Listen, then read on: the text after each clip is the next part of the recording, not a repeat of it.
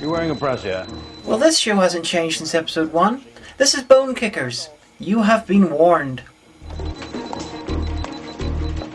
God, I love this job.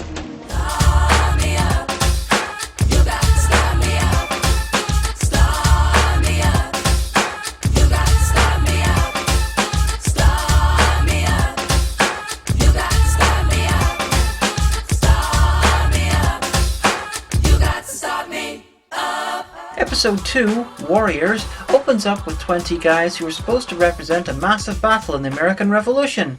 And then some black guys enter the fray. They seem to be led by Michael Clark Duncan. 227 years later, someone throws a ball into the mud at the Bristol Channel, and their dog brings back a bone. And hey, skeletons that no one noticed or cared about until now. You know, this says a lot about the city of Bristol. So we come across the gang in a pub, and they're bitching about having to go to Hull because... They're building a retail park on the edge of town and need us to check the archaeology. Bloody Hull. Does the way he said that sound incredibly stupid to anyone else? It took me ages to remember, but I worked out what that reminded me of. Betty, you know what this meteor could mean to science. It could mean actual advances in the field of science. Then Magwild appears and tells them that they're not going to Hull. Oh, joy, there is a God. Could it have something to do with the fact that Hull is nearly half a country away, and there are sure to be archaeologists between them and Hull who could check the archaeology? No, it's because they're going to Bristol to check those 200-year-old bones in case they suddenly vanish or rise up and attack the city or something. Alongside the bodies, they find slave manacles and a ship's bell. Remember the ship's bell because there's literally no reason for it to be here. I know I touched upon this in the last review, but why are these people not world famous or in jail for what they did last episode? Why? Because this is from the mind of a man who thought a spaceship powered by love made perfect sense.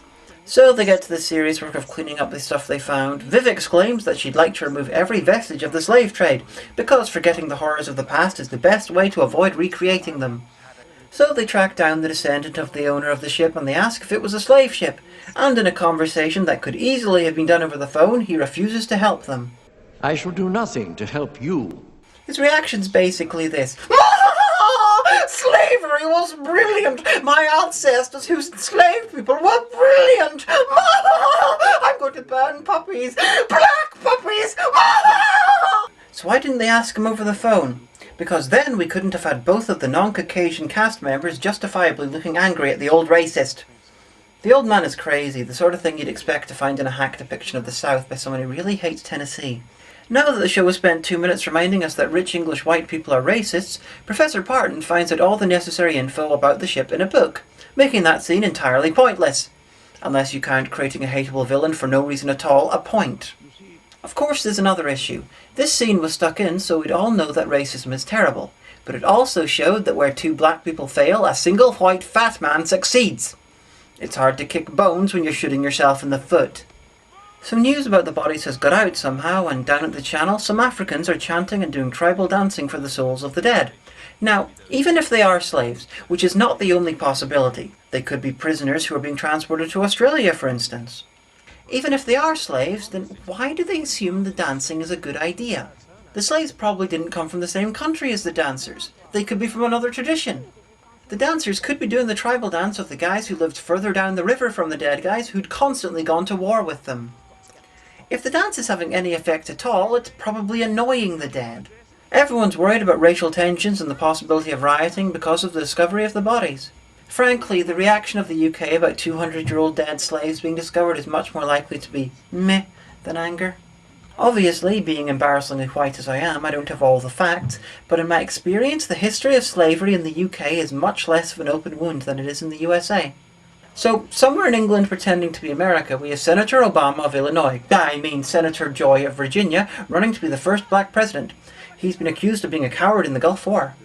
It's a pity no one's claimed he said he invented the information superhighway. They could have had 3 Democratic presidential hopefuls for the price of 1. So why is this going on? What's it got to do with the main story? Topical. So they meet up with the leader of the dancers. Dr. Peter Adabanka, Accra University, Ghana. Specializing in political history. He's come over because of the discovery, which is fine until you realise that Ghana's about 8 to 10 hours away in a plane. Would he really jump in a plane, fly across the world just because there's an unsubstantiated report of 200-year-old bodies that could possibly maybe be slaves? If so, he's either insanely rich or richly insane. You really want to take the bones back to Africa? I will take them back to Africa. What's the point? They're dead. They don't care. And if they do care, then where are you going to take them? Even if you got the country right, you'll get the wrong tribal area and you'll just be pissing them off. One more thing. This guy seems to be trying to outgruff Professor Parton. If you don't know your past, how can you know your future? I'll just put the kettle on. But I will get you next time. Next time. So, driving back, Magwild starts having visions of African warriors and nearly crashes the car. First thing, after the whole talking to the whole thing in episode 1, I wouldn't let her drive me anywhere. Second up, we're supposed to think she was drugged. Someone must have spiked your drink. But what sort of drug ensures that you'll see African tribesmen dressed like extras from 1930s King Kong? And if she's supposed to be drugged, then when was she drugged? The drink she had in the pub was ordered by her, she watched the man pour it, and then she had it with her the whole time. Unless someone can drug her with psychic powers, there's no way she could be drugged. But frankly, I wouldn't put it past this show to have someone drugged via psychic powers. I'm afraid that I can only conclude that she's not been drugged and that seeing semi-naked Africans is just another part of her insanity. The next day, Mastiff is trying to convince Magwell to give the bones to Dr. Adabanka.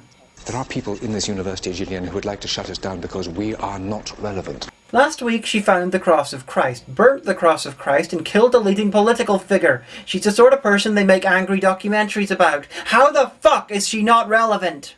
Now, we have a chance to be very relevant. Give the man his bone. Ah, yes, oh, that's obvious, really, yeah. Destroying artifacts and murder? Pfft, but giving away bones? Completely irrelevant. So Professor Parton works out that the info they have on the ship is forged and uses a criminal trick to find the real info. You should have embraced a life of crime, Gregory. Oh, I tried it once. Matron thrashed it out of me. Is anyone else getting the image of a young Dolly Parton getting plastered, breaking into Matron's house and trying to rape her and then getting beaten up? No? Just me then. He finds out that the ship's last voyage was actually in 1781 and it held slaves bound for Bristol. Ah, I hear you say, that's the controversy. Slavery was declared illegal in England, but not the rest of the British Empire, in 1772, and yet they were keeping slaves in England 10 years after it was made illegal. Actually, no, they don't mention that fact. I don't think the writers even knew that fact. So they go to see Dr. Adabanka, who not only jumped on a plane within minutes of finding out about the slaves, but he had time to bring his African mask and sculpture collection. He refuses to help Magwell and Urga because he's a bit of a jackass. Then out of nowhere we get this extremely necessary scene. You wearing a brassiere? Yeah? Oh. It's the underwiring. Sets the machine off. Okay, bras off, all of you. God, I love this job. And Senator Not Obama stands in the middle of the site of the Battle of Yorktown. Well, somewhere in England pretending to be the site of the Battle of Yorktown. Yeah, it doesn't actually look like this. His poll numbers are in free fall because of the Swift voting, and he decides to go to England because one of his operatives in England sent him a message about what's going on with those slave bodies. 1. How would a hostile media react to a presidential candidate going to England for no reason at all right in the middle of the run-up to the election? My guess is badly. 2. Why the fuck does a US senator have operatives in England? So the team have found a box containing severed hands because that's Bristol for you. Even with the sharpest sword, you'd have to hack through human bone, not slice through it like a knife through butter. Oh, come on, I've seen the Killage. That could do it easily. Well, maybe it wasn't an ordinary sword. Yes, that's a reference to Excalibur. So they then discover that the dead people aren't slaves, but white people. They discover this by checking out their diet. Let me restate that. They find 200-year-old skeletons are white because of their diet. When you can't tell someone's skin colour based on their diet, and there's nothing left of their diet to check, when they could have just done a DNA test. This show actively punishes you for knowing shit. Dr. Adabanka is either drugged or goes mad and sees a vision of redcoats attacking him and is then killed by this guy for some reason. I guess this shows that Magwild was drugged earlier, but it doesn't begin to explain why he saw a redcoat and she saw tribesmen. I'm guessing it's a thematic drug. It knows what the episode is about and creates the appropriate hallucination. Parton works out who the prisoners in the ship were and gets so excited, he does this. Cimarrones. What has been seen cannot be unseen. Because everyone else having degrees in history and all means that they wouldn't know anything about history, Parton gives them all a mini lecture about how the slaves on the ship are actually Maroons, escaped slaves who had conducted guerrilla warfare against the American colonists for 20 years. Their leader was Oban, played here by a professional Michael Clark Duncan lookalike. Now info dump time. Oban and his Maroons armed with Excalibur joined forces with George Washington against the British. Why is he armed with Excalibur?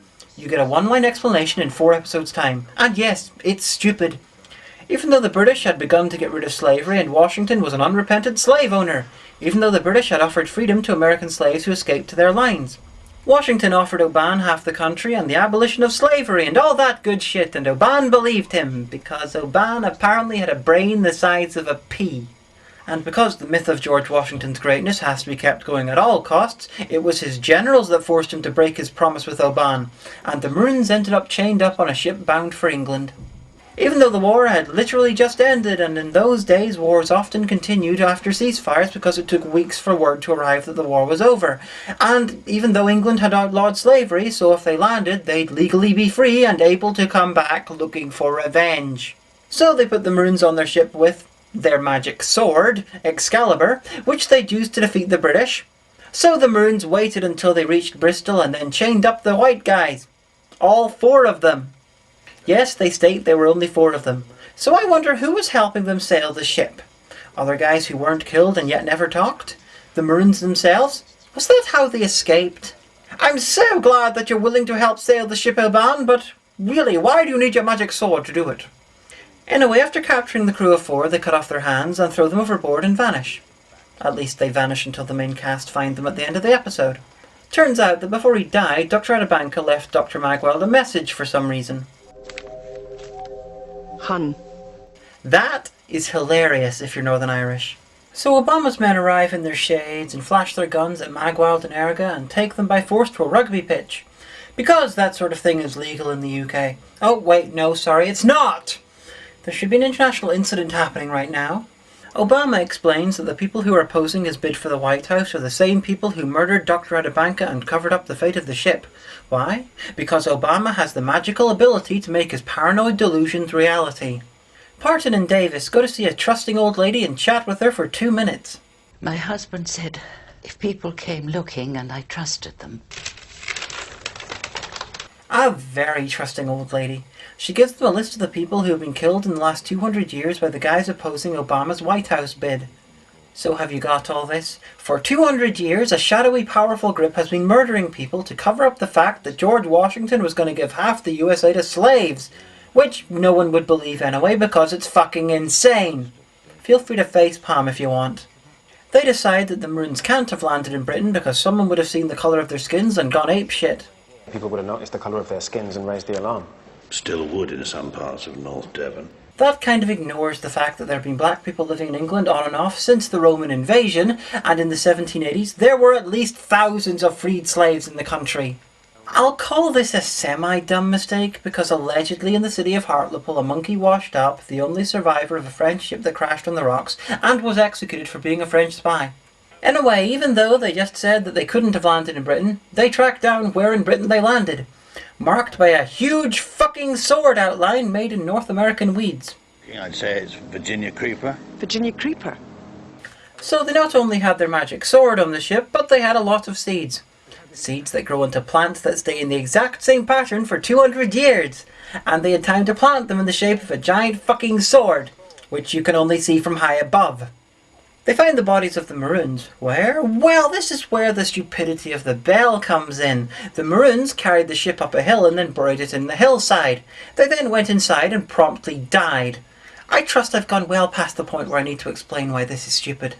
They made it. They made it. Because would-be presidents and their entourages are just that stealthy, no one noticed that Obama and all his followers followed them. It turns out that Obama's the direct descendant of Oban.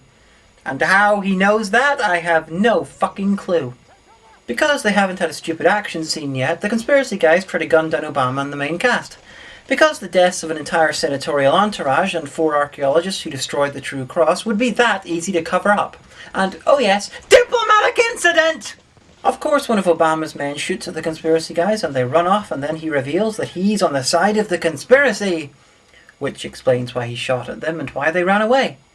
In a way, no one dies, and Obama's going to reveal the story to the world from the university in Bath, because that'll help him win the election. My name is Senator Simon Jones, and I am a warrior.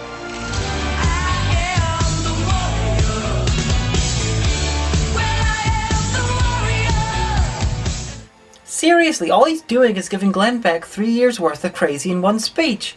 But because this is Bonekickers, we're left with the feeling that even though it defies the laws of reality, like a spaceship powered by love, it'll somehow work. Probably because the writer says it will. This episode isn't as bad as the first episode. That's not to say it's good, it's just that the bad is a little less strong and there's slightly less variety of bad. The more you know about history, the more that this episode will hurt you. But that covers pretty much every episode, really. This doesn't deserve a mark out of 10. That was Bonekickers. You were warned.